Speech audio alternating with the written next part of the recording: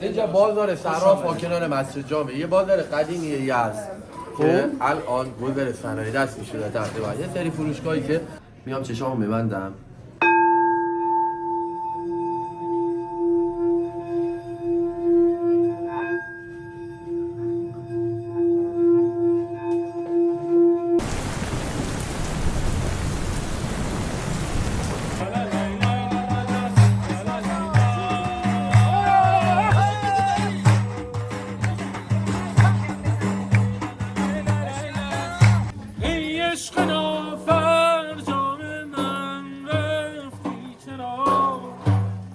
سیب زمینی ها که اومد گفته الان میاریم بهش اضافه.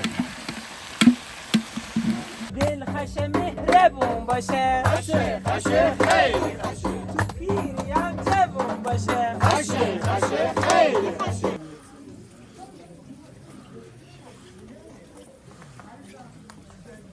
خانه لاری ها برای آقای لاری بوده، تاجری به نامی در زمان قاجار که برای شهرستان لار استان فارس بودن، ولی چون تجارت میکردن و اون لار در مسیر تجارت نبوده. بفرمایید. چه زحمت کشیدید؟ خواهش می‌کنم. قهوه اصلا راضی یزدی به زحمتتون نیست. نوش جونتون.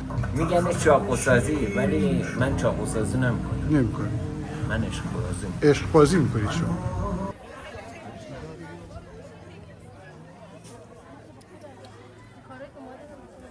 و بیشترین تزیین و آرایش برای قسمت اندرونی و اهل منزل. این کار میکنم که چی بشه؟ عادت نکنه. عادت نکنه.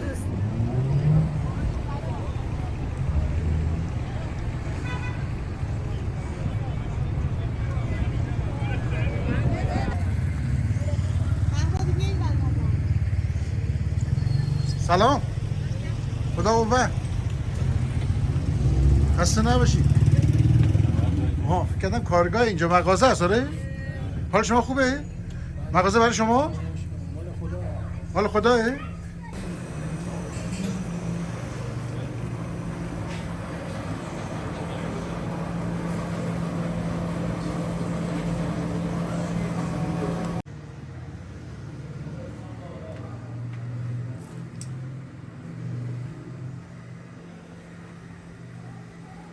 خسته نباشید. سلامت باشید.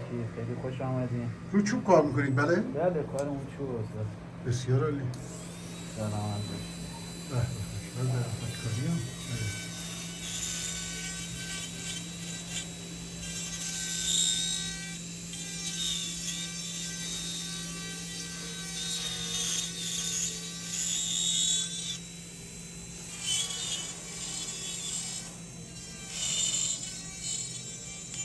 درود بر شما.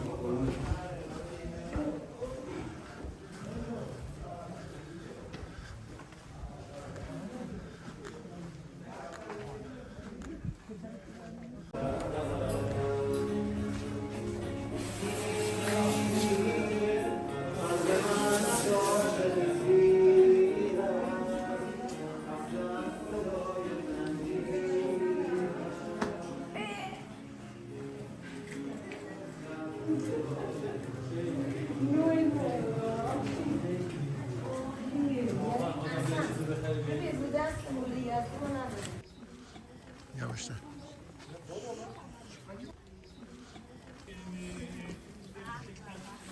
من یه چند تا توضیح دارم در مورد بافت قدیم، همش اکثرا رو همین کوچه براتون توضیح میدم. ببینید شما این بافتی که الان داخلش دارید راه میره تقریبا به متراژ 700 هکتار هستش که ثبت جهانی یونسکو شده.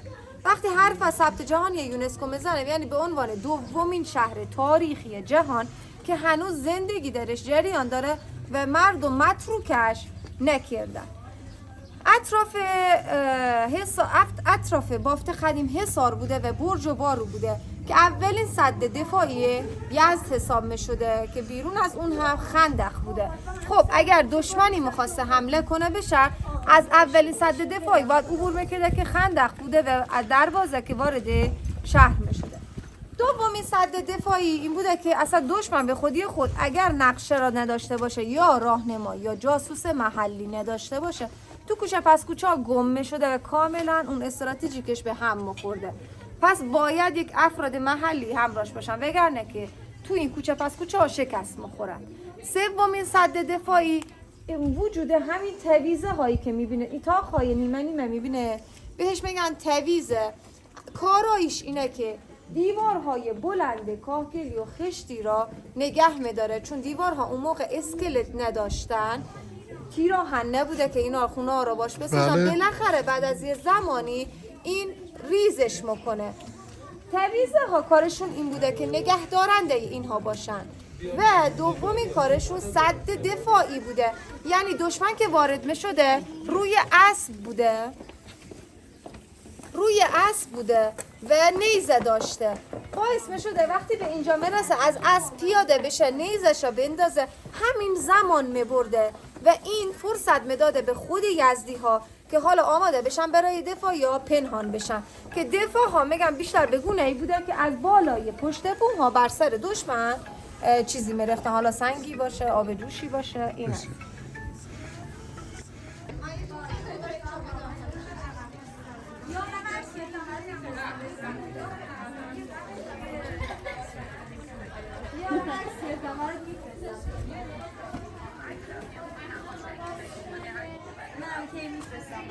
دوستان، یزدی ها درونگرا هستن و این درونگرایی را به معماری خونه هاشون رو هم دادن. خونه ها حیات مرکزیه، یعنی حیات درونه، حیات بیرون نیستش و اتاق ها همگی نور را از حیات مرکزی میگیرن، یعنی اتاقی نیست که نور را از کوچه بگیره. اگر کوچه اصیلی باشه و بازسازی نوین نشده باشه به این صورته. ببینیم الان 3 تا خونه ما اینجا داریم، یکی خونه این سمت داریم، هیچ کدوم پنجرشون رو به کوچه نیست.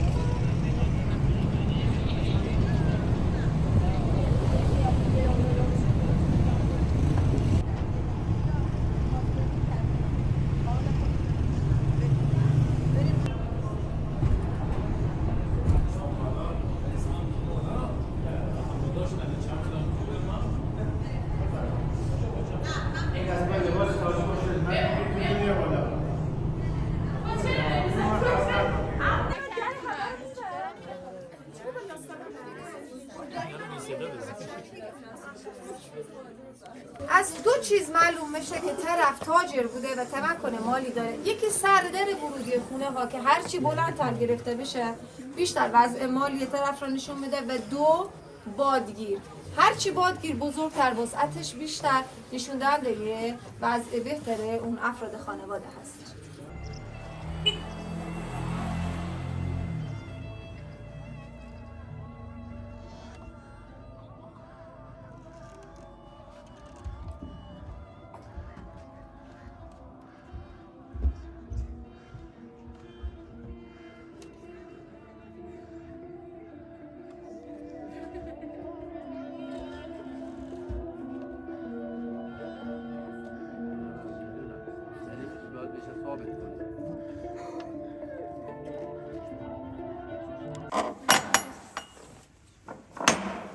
این بمتره، پس کسی که داخل بوده اگر این نواخته شده، کسی که داخل بوده مرد را میفرستادن یا 4 قط سر میکردن و میومدن دم در میفهمیدن که نامحرم شه. در مردونه بزن قشنگ باز کرد بفهم. فضای هشتی یا اتاق انتظار یا لابی امروزی، مهمانی که میومده روی سکوهای پیرنشین نشسته استراحت میکرده تا اهل منزل بیان و بهش اجازه ورود حالا به اندرونی، بیرونی یا نارنجستان بدن. نه اصلا هیچی. آخرین باری که یه مغازه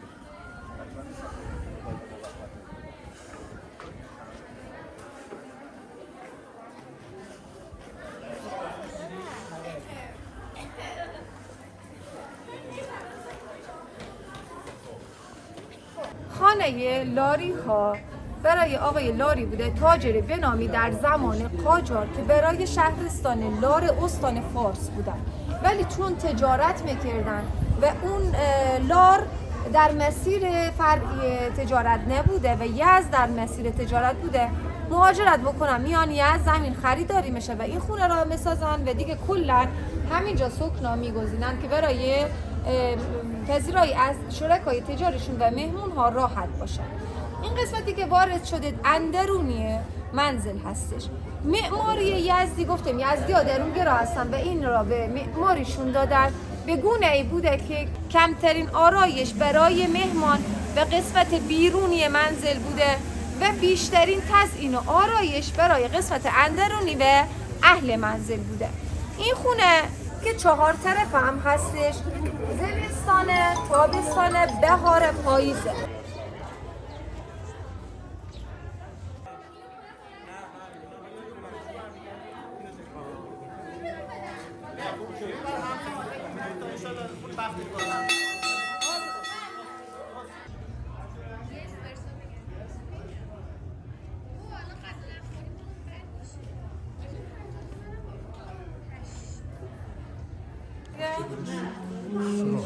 یکی میاد بیرون. این خونه قبل کلا اداره میراث فرهنگ اینجا بوده، خب تا اینکه بعدش که رفتن ارگ حکومتی که الان وجود داره دیگه اینجا را اتاقاشو هر کدوم اجاره دادن به صنایع دستی. خب دوستان من شروع کنم یه تیم برای یا نه؟ نه شما اتاق آینه خانه لاری ها یا اتاق پسر آقای لاری، من 2 تا نقل قولش رو براتون میگم. یکی این بوده که از این اتاق برای زمانهای خواستگاری استفاده میکردن. ببینه اون موقع عروس و داماد مستقیم تو چشم هم دیگه نگاه نمیکردن، یه شرمی بوده. از این آینه میتونستن استفاده بکنن. شما اگر اینجا قرار بگیرید من اینجا قرار بگیرم، فقط تو آینه نگاه کنه میتونه صورت همدیگه را ببینه. پس برای مراسم خواستگاری، مراسم عقد ازش استفاده میشده. اما چیزی که مستندتره میگن اینجا اتاق پسر آقای لاری بوده و زمانی که صنعت عکس چاپ برگردون مد شده بوده، ایشون اروپا بودن، طی سفری که به اروپا داشتن این عکس ها را خریداری میکنن، اون صنعت را اونجا یاد میگیره و میاد اینجا این عکس ها را چاپ برگردون میزنه روی سقف اتاقش.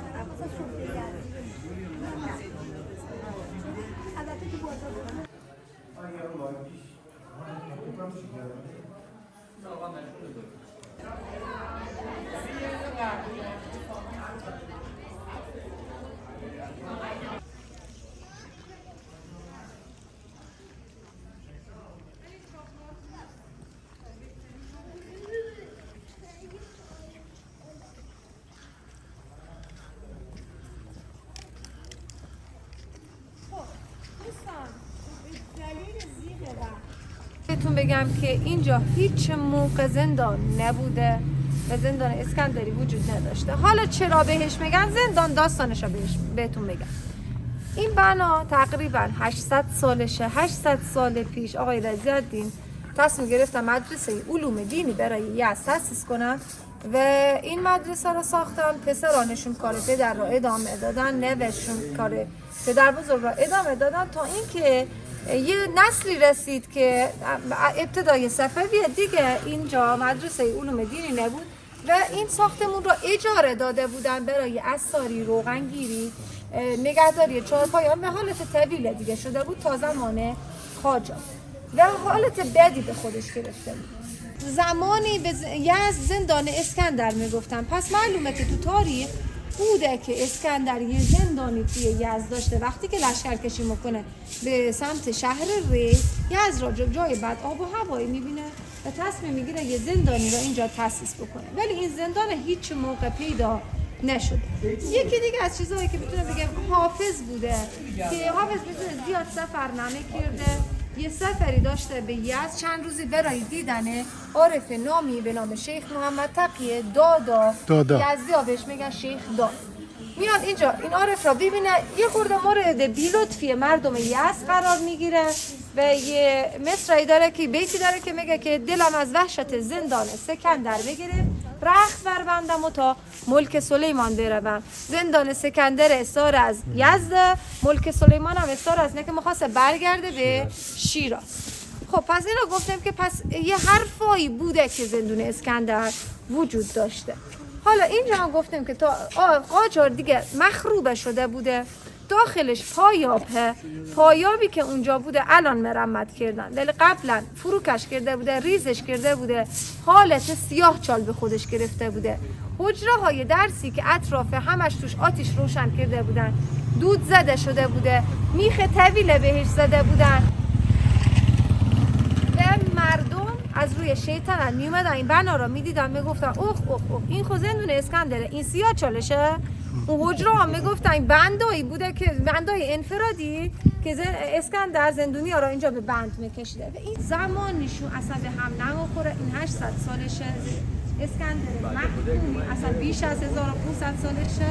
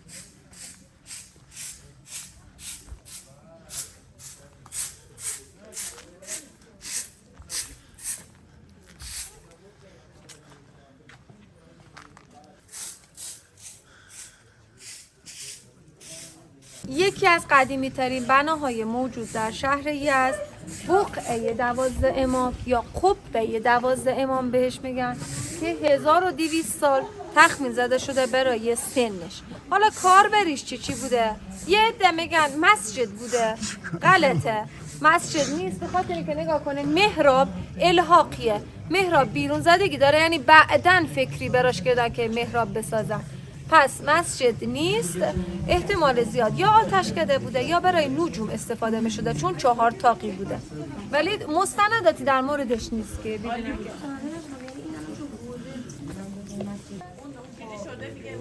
بیرون زدگی داره این محرابیه که بعدن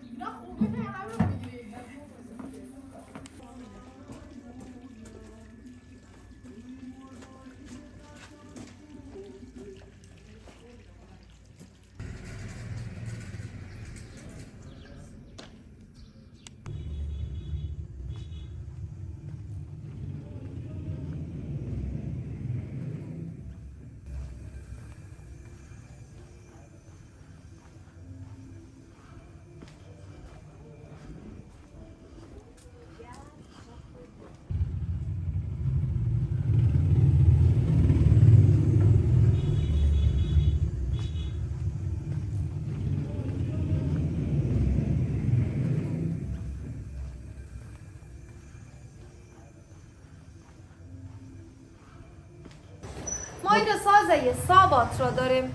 سابات به معنای رفاه و آسایش و سایبان هستش. روی کوچه ها می اومدن سخت می‌زدن به این گونه که می‌بینید برای رفاه و آسایش مردم، مخصوصا سمت بازار شه که اگر میخوان خریدی انجام بدن، داد و ستدی انجام بشه، زیر سایه باشه. و سوراخ‌هایی که در سقف تعبیه شده بوده کاملا برای ایجاد نور بوده و جریان هوا. در طی روز نور داشتن، چون اون موقع الکتریسیته نبوده، در طی روز نور داشتن و جریان هوایی که ایجاد می‌شده براشون. بفرمایید.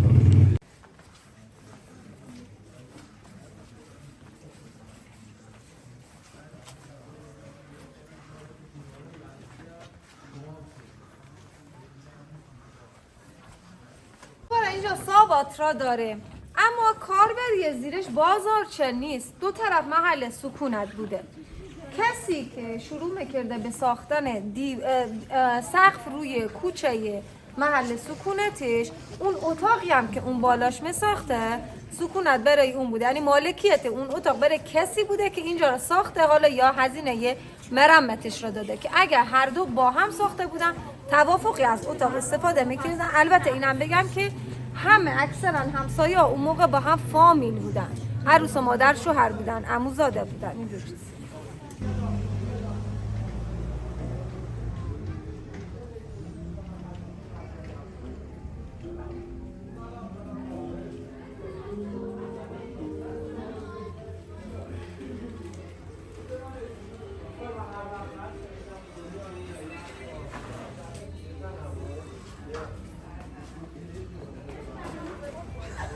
دوستان هر وقت ما خسته میشیم توی یزد، مخصوصا حالا نمیدونم به چای دیگه، ولی خودم میام از این مغازه که رد میشم میام چشامو میبندم،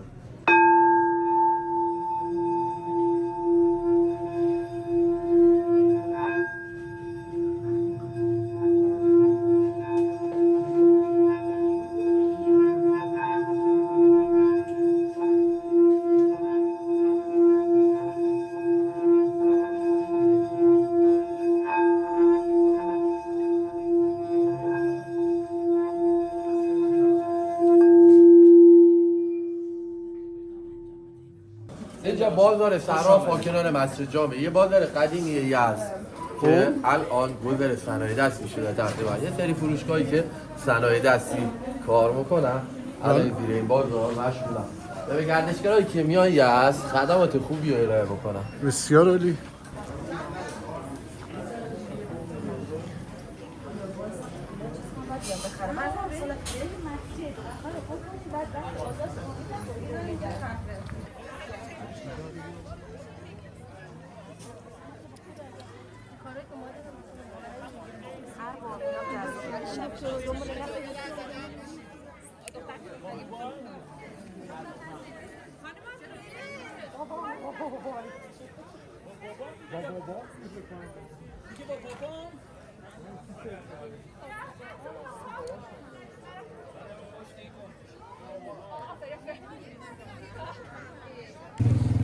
یک ضبطه مسجد جامعی است طی ادوار مختلف ساخته شده. از زمان آل کاکویه که 900 سال پیش باشه به این طرف، هر قسمتی از مسجد تو یه دوره زمانی ساخته شده و تو یه دوره زمانی مرمت شده. قسمت مسجد قدیمی یا عقیق که اون سمت هستش که زمان آل کاکویه هستش، زمان آل مظفر، دوره تیموری تا آل مظفر گنبد خونه یا تابستانه ساخته شده، یعنی حدود 112 سال طول کشیده ساخته این. و بعد از اون میم سردر ورودی که مناره ها زمان صفوی ساخته شده. بلندترین سردر را در کل مساجد ایران داره، 52 متر ارتفاعش از زمین تا بالای مناره هاش هستش.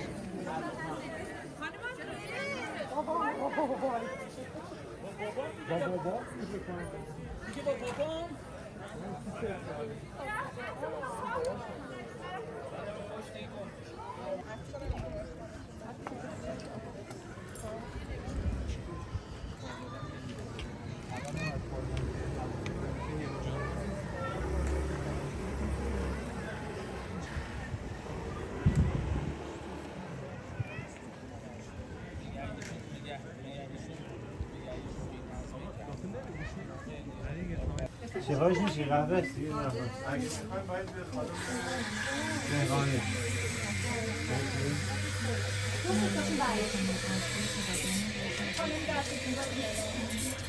که میگن قهوه یزدی یعنی چی؟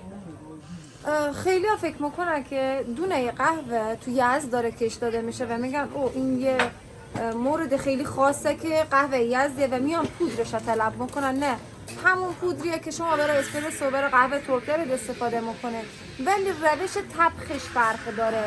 ما یزدی ها از اونجایی که در دیابت مقام اول را داریم و این مقام را به هیچ که نمیدیم. عاشق شیرینی هستیم. آره عاشق شیرینی هستیم. ببینید کلا خاک اینجا برمی‌داره که شیرین بخوره. و دو اینکه وقتی که قهوه وارد یزد شد گفتیم اخ چیه این قد تلخه، آخه نمیتونه بخوره. اومده با نبات با شکر و پختی که 1 ساعت داره دم میکشه متعادلش کرده و به شیرینی داده.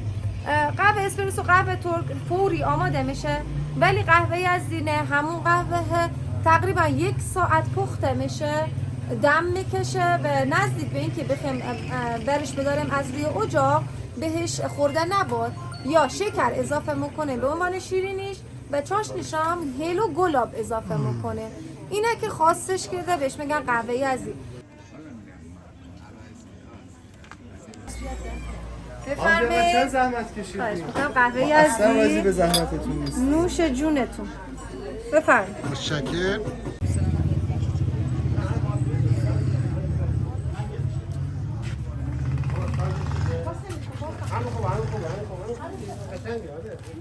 همینه بده همینه. آره همینه شما بسته شده دادیم بسته رو باید.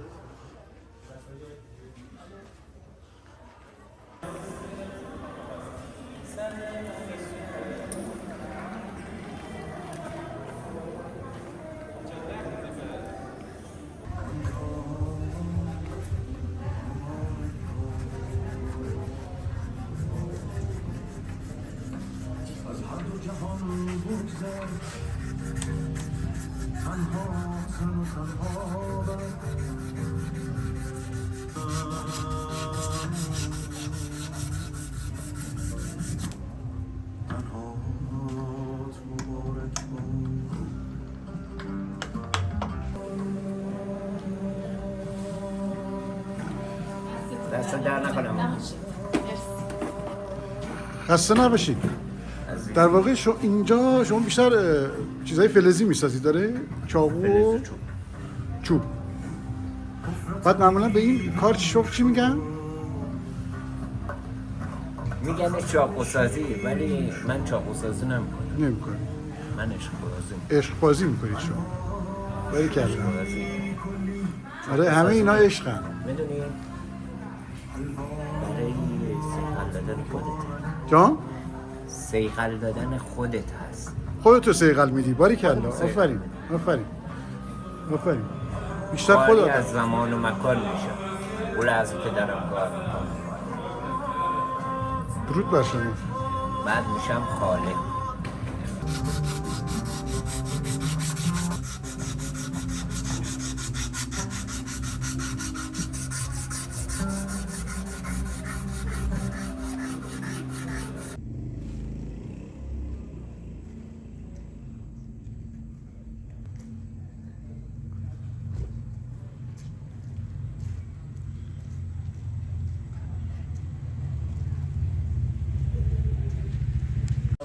سلام. السلام خوش آمدید. خسته نباشین. سلام. خوب هستی قربان؟ حال شما خوبه؟ به اینجا چی میگن آقا به این گذر؟ اینجا مسجد جامع کبیر یزد، اینجا بازارچه چارسو. بازارچه چارسو. و پر روغنگر. این بازار معروفه به بازار جلیت پر روغن. کی بوده حاج اکبر روغنگر؟ روغن درست میکرده از کنجد و از تو قدیما. بله. اینجا مغازش از پنبه و از چیز. پس این قدمتش باید بالا باشه. من بله. چقدر مثلا قدمت داره؟ خدمت شاید 500 سال باشه. یعنی قبل از مسجد 800 ساله. مسجد میدونن نه. اینجا 100% 500. نه این مغازه آقای روغنگر بس قبل از روغنگر هم وجود داشت. کسی دیگه بوده. بودن شغلای مختلف. کسی دیگه بوده بعدا شده. بسیار عالی. اتاقا چند بار خراب شده. یه باریش چند سال بیشتر دست کردن نیمونه ها شهر ببینید مرمت شدن. علامت ها قربون شما. خوش آمد. خوش آمد.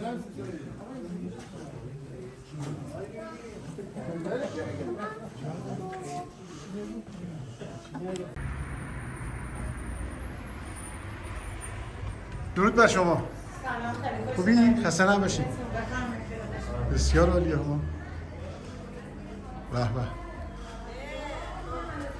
ما به شما عادت کردیم هی غیبت میکنی بعد دقیقه 90 نه میاد. میدونی این کار میکنم که چی بشه عادت نکنی عادت خوبی و نکنی. دوستی. تازگی بمونه. ها. درود بر شما. به به چه جای زیبایی. خیلی خوشگله مجموعه های خانم آبادینی خیلی خوشگل‌تره.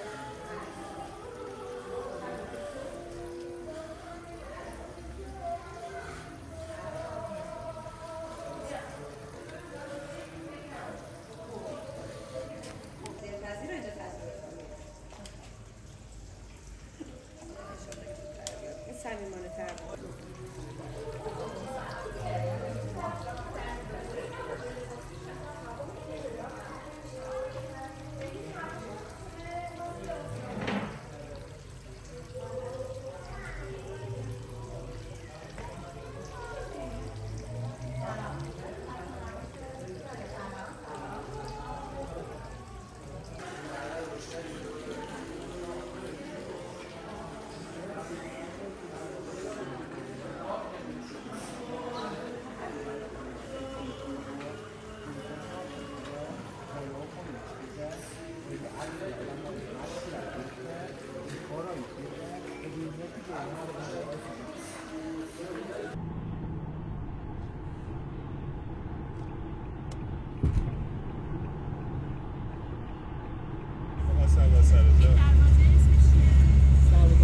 سیگار مخواستن سیگار متفاوت واسیده ما ایسونده ما اینا در دروازه قرآن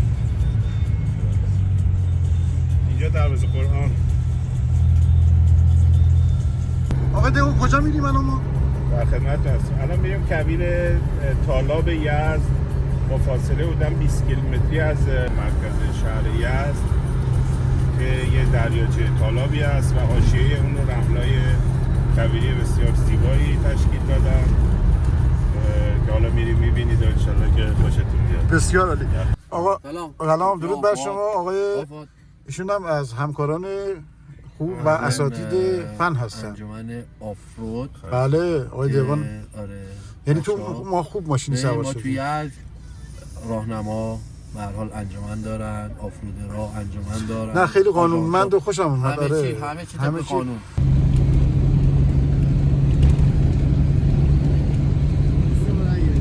بیا آقای آره من هستم. بیا اینجا. بیا اینا خودشه.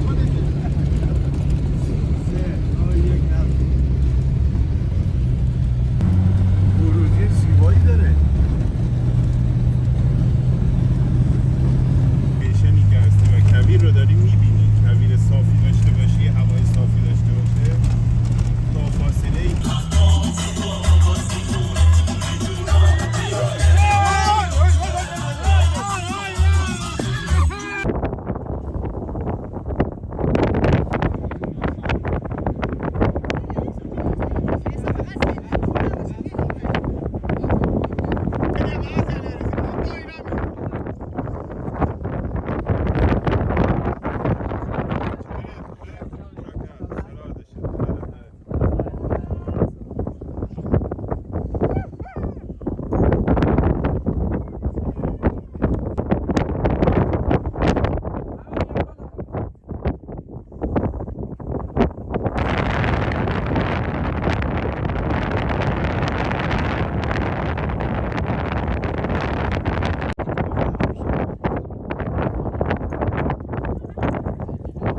ماشین وایس. بله بله عالیه درود بر شما. ما جمعی که الان هستیم این برنامه داره اجرا میشه به هر حال از دفتر اطلاعات گردشگری هستیم اینجا، مجری تور هستیم، کلوپ سافاری اینجا هستیم. سعی کردیم از بچه‌هایی که هست حالا من کوچیک همه هستم بهترین ها رو انتخاب کنیم. مثلا من کمپی رو انتخاب کردیم که بهترین هست. کلوپ سافاری دوست عزیزمون آقای دقیقا. آقای دقیقا کارش درسته آقا. و بچه ها اومدن دوره دیدن کارت دارن و شما توری که بخواید بیارید از با راننده‌ای که دارید میرید معلومه از کجا، از دفتر اطلاعات که آدا بود درسته راهنما تور هستن، یعنی دفتر اطلاعات گردشگری دارن که با خودمون کار میکنن. دایی مرتضی از راهنمای تور فرهنگ رو هستن که تورای فرهنگ انجام کنن. من یه دوستی دارم خیلی قدیمیه که به هر حال من شغل قدیمی خودم تعمیر با ماشین داشتم. یه دوست خیلی قدیمی دارم که حتی یه وقتایی بابای خودم مثالش کنم، نه اینکه بگم بابا ما تو کویر و سافاری بابای من حساب میشه. 99 مرد اخلاق ایران توی بم شد تو برنامه سافاری و به هر حال تورایی که با آرزا تجربه میکنه رانندگیش واقعا حرف زده. تمامی رانندگانی که عضو کلوپ سافاری ما هستن گواهینامه سافاری رو دارن، یعنی گواهینامه تخصصی رانندگی خودروهای دو دیفرانسیه.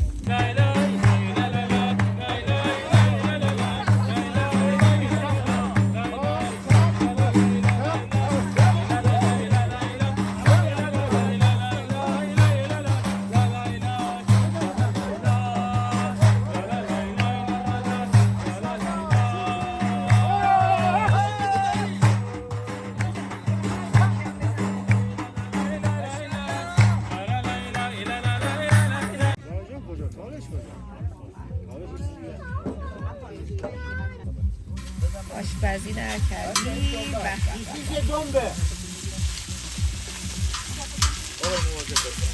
تیکه تیکه میگیرم بس میکنیم پیاز. مرحله بعدی بچه‌ها نه خوبه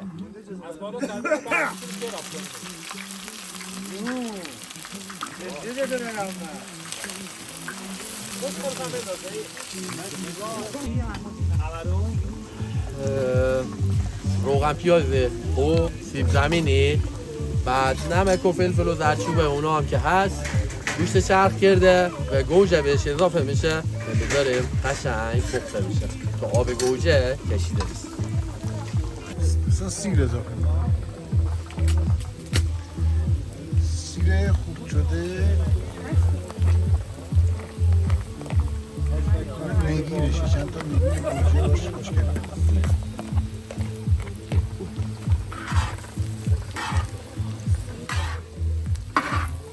آفاد غذایی که من پختم تو کویر به جدم هر که خورده مرده. ای بابا به خدا برای غذای مرده؟ نه هر که خورده خودش مرده. برای غذا مرده. آقا دست پختشون کشته مرده داره منظورش اینه؟ نه نه نه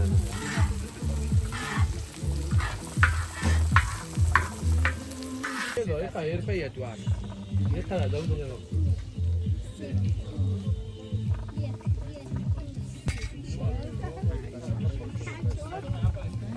دوستا پیاز سیب زمینی رو جدا این ور سرخش بکنم چون دیر میپزه و بعدش آخر کار اضافه میکنم به اونجا. روغن اینجا بدید بعد بیا اینجا رزم گوشت رو اینجا اضافه کنم.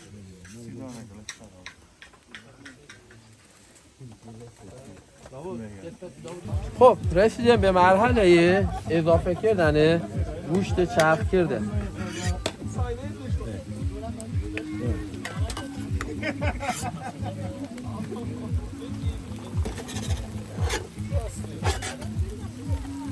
بعد گوجه رو بهش اضافه میکنیم بعدش.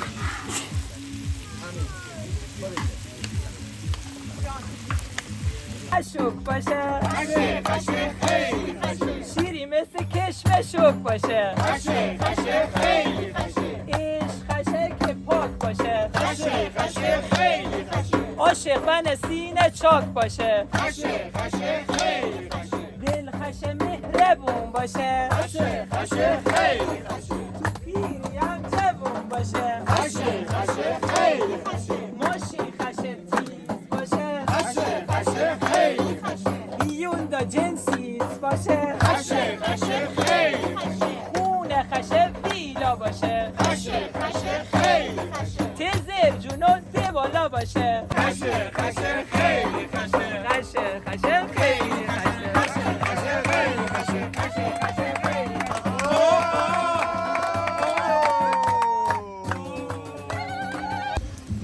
بیشتر میریزیم به سب کنیم تا گوجه کم خشکه.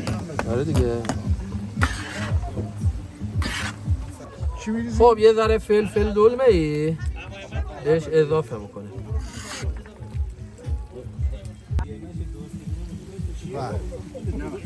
به بعد میان کارهایی که روغن رو میشه بعد خود تعریف میشه میگن باشه فردا میام. ای عشق نافر جام من رفتی چرا ای عمر نافر جام من رفتی چرا. سیب زمینی ها که اومد گفته الان میاریم بهش اضافه.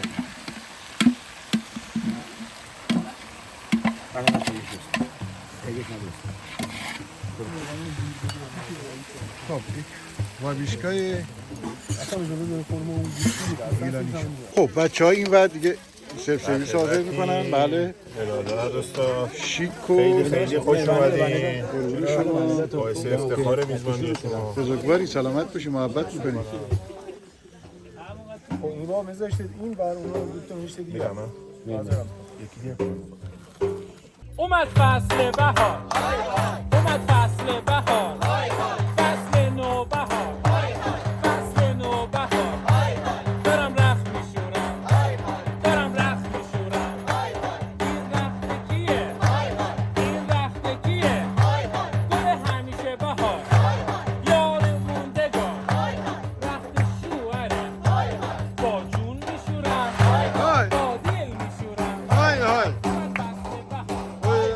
فصل نو بهار، دارم رخت میشورم. این رخت کیه؟ این رخت کیه؟ رخت پیار شوهر، تو تاج سره، مثل پدره. با جون میشورم، با دل میشورم. اومد فصل بهار، اومد فصل بهار. های های دارم رخت میشورم. این رخت کیه؟ رخت مادر شوهر. شما من بشورم، مگه کور بشورم، مگه مرد بشورم. دختر خودره، روشه بیشورم. اگرم بیشورم بندازم با پا میشورم.